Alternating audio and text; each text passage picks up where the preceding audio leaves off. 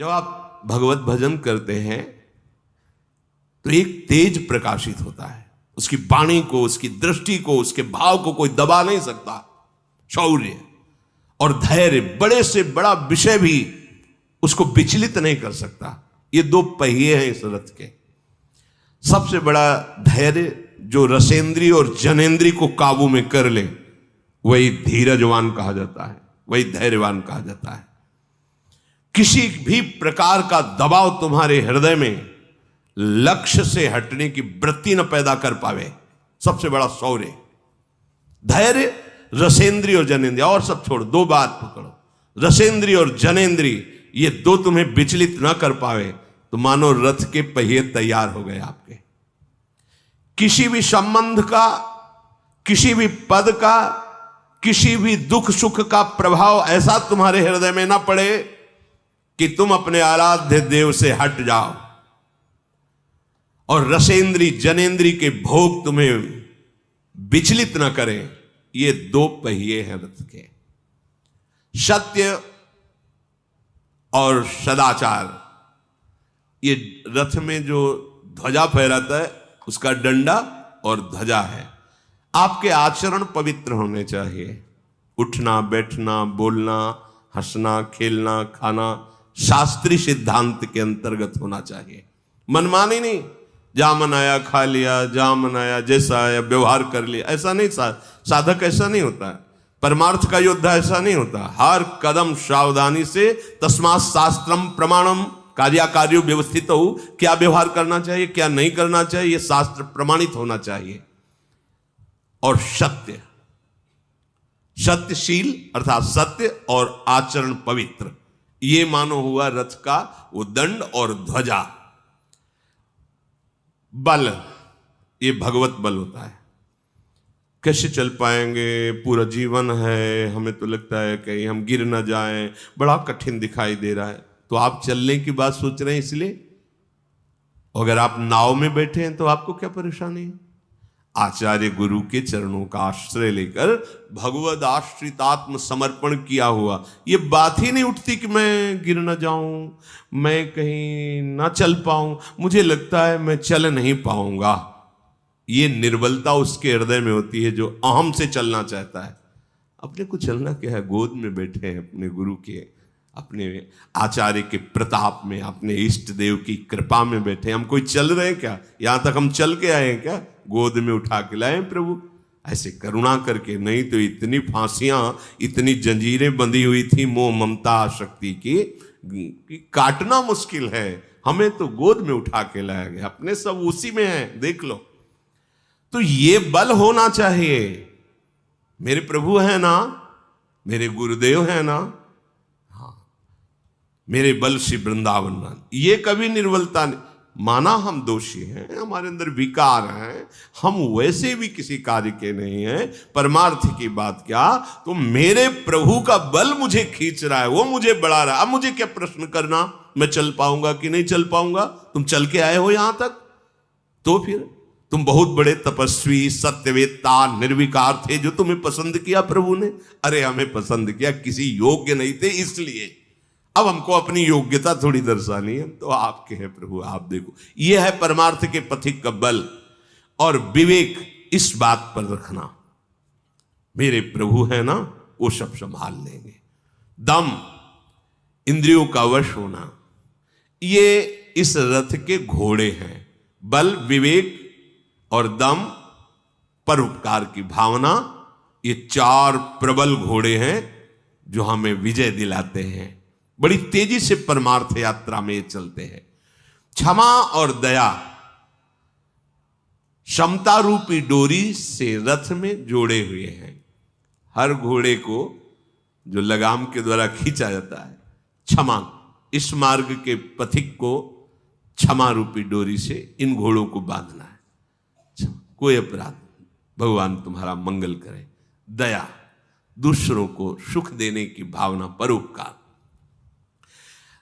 बढ़िया घोड़े तैयार, सत, बल, विवेक, दम और परोपकार रूपी घोड़े। ध्वजा तैयार,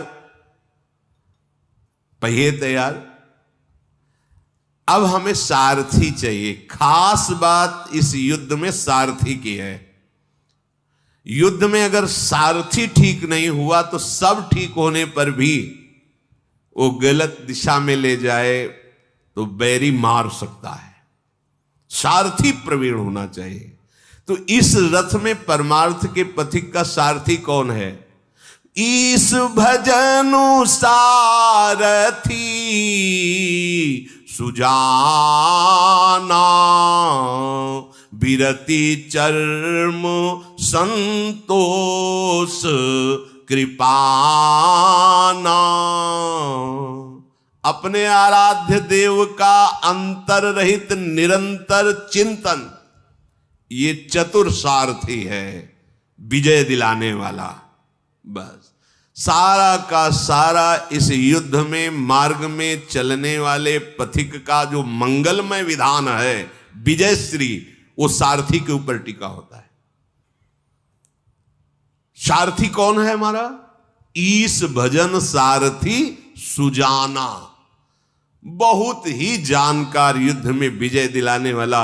आए हुए हर अस्त्र शस्त्र से रथी को बचाना, यह सारथी का कार्य होता है। ऐसी पद्धति से रथ चला देना कि अस्त्र निष्फल हो गया, सामने वाले ने प्रहार किया, सारथी ने रथी को बचा लिया। कौन है? ईश भजन, अपने आराध्य देव को। राधा वल्लभ सिंह हरिवंश, राधा राधा राधा, ये हमारा सारथी है। गलत जगह ले नहीं जाएगा और गलत प्रहार करने वाले से हमको बचा लेगा, बिल्कुल पक्का। ईश भजन सारथी, ये अमृत में बात है। ईश भजन, देखो थोड़ा रथ कमजोर भी हो ना और सारथी चतुर हो, बहुत सावधानी से रथ को निकाल लेगा। रथ बढ़िया है और सारथी कमजोर है, कहीं भिड़ा देगा, बढ़िया से बढ़िया रथ भी चकनाचूर हो जाएगा। सारथी सुजान चाहिए। ईश भजन सारथी सुजाना। अब सारथी हो गया। अब बचाव पक्ष में जैसे कोई तलवार बाण चला तो ढाल के द्वारा बचाया जाता है, वो है बिरति चर्म, वैराग्य, किसी से अपनापन न रखना। और संतोष कृपाना, हमारे ऊपर वार करने वाले को जो नाश करने का कार्य है वो संतोष करता है।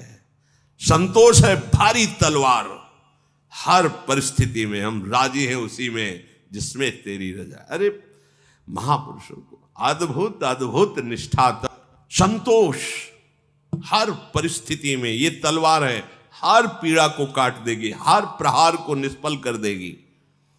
और अपने सुख को दूसरे में दान करना, ये गुरुजन बड़े भारी दानी हैं।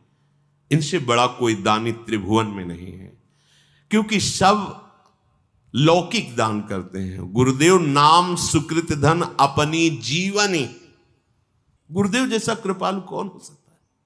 अपना जीवन जो नाना प्रकार के दुख और कष्टों को सह करके जो प्राप्त किया, वो तुम्हें सहज में तुम्हारे है। मान्यता संसार की भोगों की रखने वाला कैसे इस बात को समझ सकता है कि गुरुदेव ने अपने प्राण दे दिए, अपने जीवन दे दिए हमको, इससे ज्यादा क्या हो? सब कोई जीने की वस्तुएं दे सकता है, गुरुदेव ने जीवन दे दिया, प्राण दे दिया। नाम सुकृत धन अपनी जीवनी, अतिहित मान देत वरदान। अब कोई वरदान आशीर्वाद मांगने की, अरे गुरुदेव ने कुछ रखा ही नहीं, सब कुछ दे दिया। बलिहारी है, बस वो शब्द नहीं है कि कुछ कहा जा सके।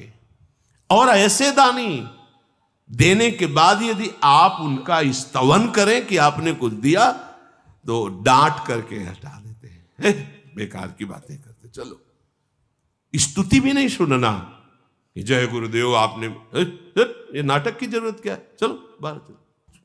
साल ऐसे दानी कि उनको तुम दानी कहो तो डांट लग जाएगी, ऐसे।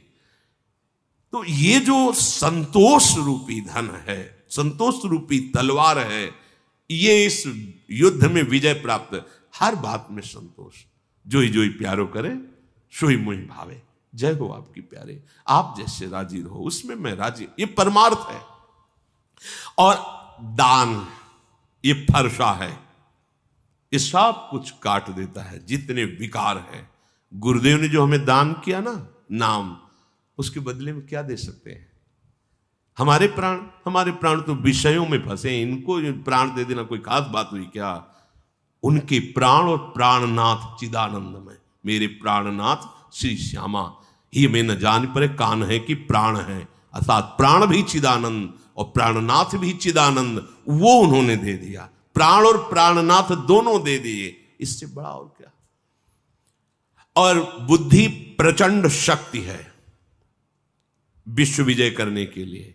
जब हम गुरु प्रदत्त नाम जप करते हैं तो प्रतिपल बुद्धि वर्धमान होती चली जाती है।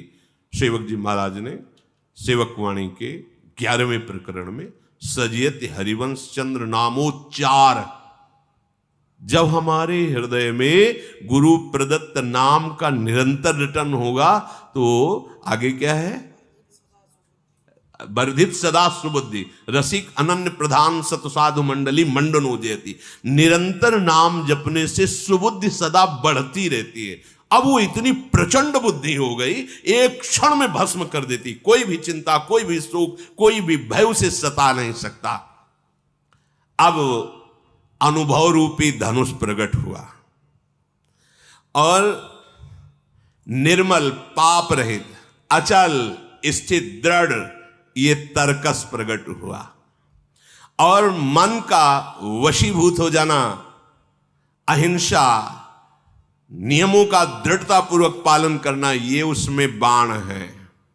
और गुरुदेव भगवान के प्रति प्रबल श्रद्धा, ये अभेद्य कवच है उस योद्धा का जो संसार पर विजय प्राप्त करता है।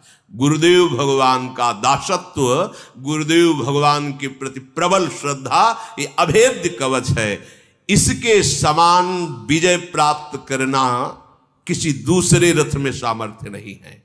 सखा, ऐसा रथ जिसके पास होता है वो सदैव विजयी रहता है, एक भी शत्रु नहीं बचता। महा अजय संसार रिपु जीति सकै सो वीर, जाके असरथ होई दृढ़ सुनहु सखा मति धीर। हे विभीषण, धीर बुद्धि वाले मित्र, जिसके पास ये रथ होता है वो जन्म मृत्यु रूप महाभयावह संसार के हर शत्रु पर विजय प्राप्त कर लेता है। ये रावण की बात क्या है? हर शत्रु पर बड़ा विजयी बनता है रावण, लेकिन काम से तो परास्त है, क्रोध से तो परास्त है, मोह से तो परास्त है, ईर्ष्या से परास्त है, द्वेष से परास्त है। किससे विजय पाया है? पार्थिव शरीरों से, लेकिन अंदर के शत्रुओं से घिरा हुआ परास्त पड़ा है।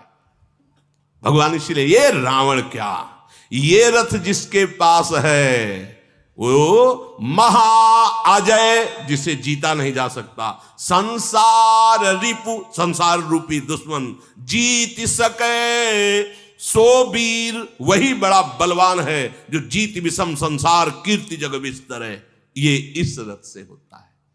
अगर अपने गुरुदेव के चरणारविंद की दृढ़ निष्ठा और दिया हुआ भजन, तो सारथी और कवच अभेद्य, फिर ये सारे लक्षण अपने आप आ जाएंगे। हमें चाहिए गुरुदेव के चरणों का आश्रय लेकर उनका प्रदत्त मंत्र या नाम निरंतर चलाओ। कोई तुम्हें परास्त नहीं, परास्त होते हुए भी तुम्हारी विजय श्री ही होगी। अभी तुम्हें लग रहा है मैं परास्त हो रहा, युद्ध में ऐसा थोड़ी होता कि एक ही बाण में विजय हो गई। देखो ना, कभी वो कभी जीते, कभी इधर जीते, कभी फिर इधर चढ़ाई, लेकिन अंत में विजय किसकी होती है? विजय उसी की मानी जाती है जिसकी अंत में विजय होती है। इस युद्ध में ऐसा नहीं देखना अब ये तो संसारी जन है, इनकी तो दृष्टि एक ही है, जरा सा कहेंगे बस खत्म उनका भाव, उनकी श्रद्धा। तो युद्ध है, लड़खड़ा सकता है, घुटने टेक सकता है। ऐसा नहीं कि शत्रु कमजोर है। काम क्रोध लोभ मोह मद मत्सर इतने भारी प्रपंचीय हैं कि अच्छा शत्रु को शत्रु समझे तब तो विजय प्राप्त कर ले, पर ये शत्रु ऐसे मीठे बल के आते हैं कि लगता है हम पर बड़ी कृपा है। ये हमारे बड़े दोस्त हैं, बड़ा सुख प्रदान करते हैं, तो जीतने का भाव ही खत्म हो जाता है। वो दुश्मन दुश्मन नजर नहीं आएगा, ऐसी प्रचंड माया है। क्यों ऐसा हुआ? सारथी ढुलमुल है। ईश भजन सारथी, तुम्हारा भजन नहीं चल रहा है, इसलिए नहीं, तुरंत सावधान। मान लो हम प्रमाद स्थिति में हो रहे, तो गुरुजनों के वचन जो होते, जैसे सोया जग, ओ बड़ी गलती हो, सावधान एकदम, फिर अपने मार्ग में चल, बचा लिया बचा लिया, बड़ी करुणा। तुम्हें यहां नहीं, तुम्हें वहां जाना है जहां यहां की कोई सवारी नहीं पहुंचा सकती, यहां का कोई साधन नहीं पहुंचा सकता।